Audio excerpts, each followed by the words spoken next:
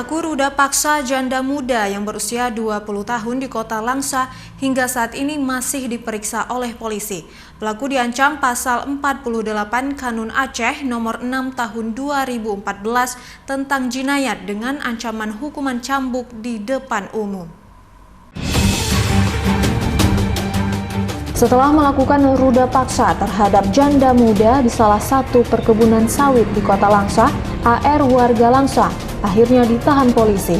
AR ditangkap setelah melakukan aksi bejatnya terhadap salah seorang wanita dengan inisial D saat korban dan pacarnya sedang asyik berduaan di salah satu perkebunan sawit di Kota Langsa beberapa hari lalu. Pelaku AR diamankan oleh petugas Satpam PP Timbang Langsa dan selanjutnya diserahkan ke Polres Langsa. Kepala Satuan Reserse Kriminal Polres Langsa, Ibtu Krisna Nanda Aufa menyebutkan, kini tersangka AR masih ditahan untuk kepentingan penyelidikan. Akan tetapi Krisna belum bisa memastikan adanya keterlibatan tersangka lain dalam kasus ini. Kejadian pemerkosaan itu lokasinya ada di Timbang Langsa, di perkebunan sawit. Kronologi awalnya ada sepasang sejoli sedang berpacaran di lokasi kebun sawit itu, kemudian dipergokin oleh salah satu laki-laki.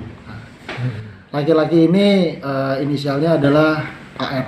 Nah, pada saat dia memergokin, tiba-tiba sepasang sejoli ini lari kabur pakai motor dan diberhentikan oleh laki-laki tersebut. Setelah diberhentikan, turun, laki-laki tersebut dimintain uang 500.000. Setelah namun si pelaku ini dia keberatan karena cuma dikasih 35.000. Akhirnya laki-laki ini diikat, kemudian si perempuan dibawa ke tempat yang agak jauh dan dilakukan pemerkosaan di situ. Pelaku diancam pasal 48 Kanun Aceh nomor 6 tahun 2014 tentang jinayat dengan ancaman hukuman cambuk di depan umum. Dari Langsa, Ismail Abda, iNews melaporkan.